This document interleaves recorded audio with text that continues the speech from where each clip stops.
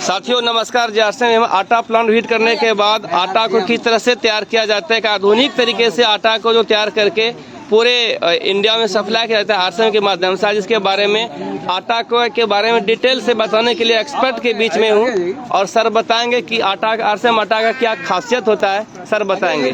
तो सर क्या बताना चाहेंगे आप आरसीएम आटे के बारे में? गेहूं से आटे का मतलब क्या है? गेहूं को पिसो और आटा, यही तो होता है ना, यानी फर्स्ट और सेकंड, फर्स्ट एंड लास्ट, ये हमारा शॉर्टकट है। आरसीएम शॉर्टकट नहीं होती, आरसीएम इस प्रोसेस से आटा बनाते हैं। अब इस प्रोसेस में क्या होता बताऊँ मैं आपको। गेहूं में दो प्रकार की इम्प्योरिटी होती है, ऑर्गेनिक इम्प्योरिटी और नॉन ऑर्गेनिक। ऑर्गेनिक इम्प्योरिटी का मतलब गेहूं के पौधे के डंठल वगैरह आ गए, कच्चे गेहूं जिनको थोते गेहूं बोलते हैं, अध पके गेहूं जिनमें गेहूं में कोई न्यूट्रिशन वगैरह नहीं होता है। कोई गेहूं टूट जाता है, उसके बाली की हस्क, इनको अलग से निकाल लिया जाता है। अब आपका आता है नॉन ऑर्गेनिक इम्प्योरिटी, जिसमें कंकर पत्थर मिट्टी वगैरह निकाल ली जाती है। इस प्रोसेस में एक मडबोल होती है, मिट्टी की डली, वो खेतों में पौधों की जड़ों के साथ में आ जाती है। वो इस प्रोसेस से नहीं निकल पाती है, क्योंकि इस मिट्टी की डली की जो डेंसिटी होती है गेहूं के बराबर होती है। तो मशीनें क्या करती है, उसको एक्सेप्ट कर लेती है, उसको रिमूव नहीं करती है। उसको निकालने के लिए गेहूं की रबिंग होती है। रबिंग करने से मिट्टी की डली टूट जाती है और डस्ट में बदल जाती है, तो डस्ट को अलग से निकाल लिया जाता है। गेहूं आपका बिल्कुल साफ सुथरा हो गया। परंतु गेहूं के बीच में एक डीप लाइन होती है, गेहूं देखा हुआ डीप लाइन होती है, उस डीप लाइन में जो ये डस्ट होती है वो आके ऐसे अटक जाती है। उसको निकालने के लिए हम गेहूं को एक नीडल मशीन में डालते हैं। नीडल मशीन में जब गेहूं रोटेट होता है तो नीडल क्या करेगी, जब भी इसके कांटेक्ट में आती है तो इसको यहाँ से झाड़ के ये इस प्रकार का निकाल लेती है। ये दोनों में कलर डिफरेंस इसी बात का है, मडबोल की रस्सी का कलर है और ये इसका जड़ा हुआ कलर है। गेहूं आपका पूरी तरह से साफ सुथरा हो गया। लेकिन गेहूं आपका स्टोर कहाँ था? मंडियों में था, वेयर हाउस में, किसान के घर पे, व्यापारी के घर पे, यही तो था ना। तो वहाँ किसी ने चूहों की चौकीदारी की क्या? नहीं की। तो चूहे ने अपनी गंदगी कहाँ फैलाई? गेहूं में। कोई पक्षी आया, यहाँ से दाना उठाया, यहीं पे बीट कर गया, गंदगी कहाँ है? कोई पल्लेदार जाएगा, जूते खोल के जाएगा, जूते पहन के जाएगा, जूते पहन के जाएगा। तो गली मोहल्ले की गंदगी जूतों में और जूते की गंदगी गेहूं में। मंडी में बड़े बड़े ढेर होते हैं, रात को चौकीदार सो जाता है, उस ढेर के ऊपर कुत्ते बिल्ली घूमते हैं। आपको बुरा तो लगेगा, लेकिन वास्तविकता है ना। तो कुत्ते बिल्ली अपनी गंदगी कहाँ करेंगे? गेहूं में। यानी गेहूं आपका दूषित हो गया है, इसको साफ करने की कोई मशीन भी नहीं है, इस गंदगी को साफ करने की कोई मशीन नहीं है। गेहूं आपका दूषित हो गया, हमारे पास सिर्फ एक ऑप्शन है, पानी। पानी में गेहूं को धो के गंदे पानी को ड्रेन कर लिया जाता है। साफ सुथरा गेहूं हम उसको स्टोर कर देते हैं 8 घंटे के लिए। 8 घंटे तक स्टोर इसलिए करते हैं, यदि किसी सीड में एक बार पानी लग जाए तो सीड अपने आप में जर्मिनेशन करता है। कोई भी सीड जर्मिनेशन करेगा, तो गेहूं भी क्या करेगा, 8 घंटे के अंदर अपना जर्मिनेशन का प्रोसेस स्टार्ट करेगा।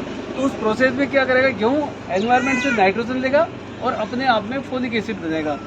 जब 8 घंटे के बाद में जब इसका जर्मिनेशन का काम पूरा हो चुका होता है, तो हम इसको ग्राइंडिंग के लिए भेज देते हैं।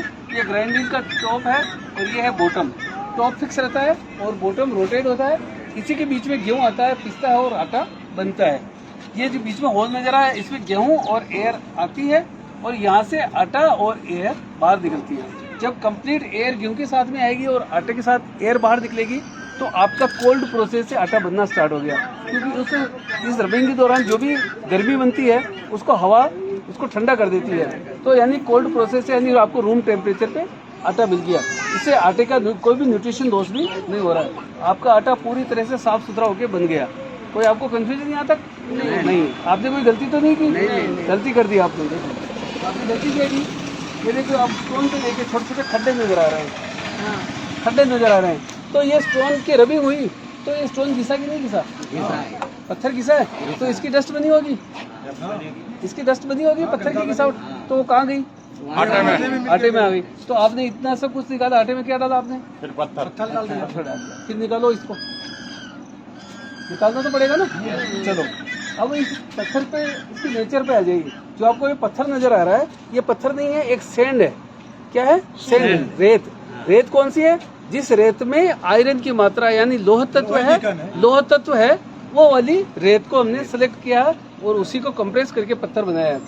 यदि इस रेत में लोह तत्व है तो इसकी डस्ट में भी तो लोह तत्व होगा, है ना।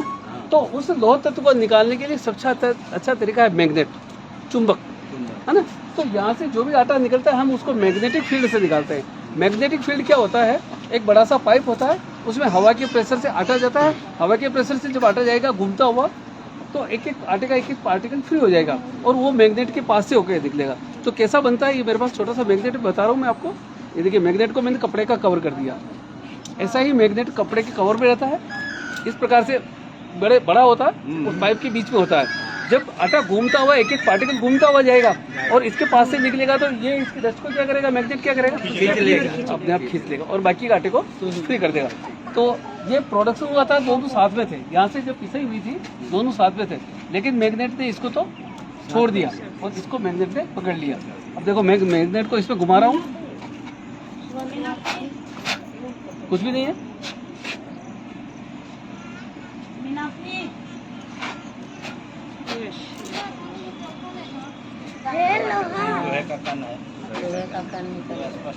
ये लोहे के नहीं, इसके पत्थर के, पत्थर का लोहा का टुकड़ा है छोटा छोटा, क्योंकि पत्थर में लोहा तत्व है इसलिए इसको इसने पकड़ लिया। ठीक है सर, और कोई कंफ्यूजन पूछ सकते हैं आप।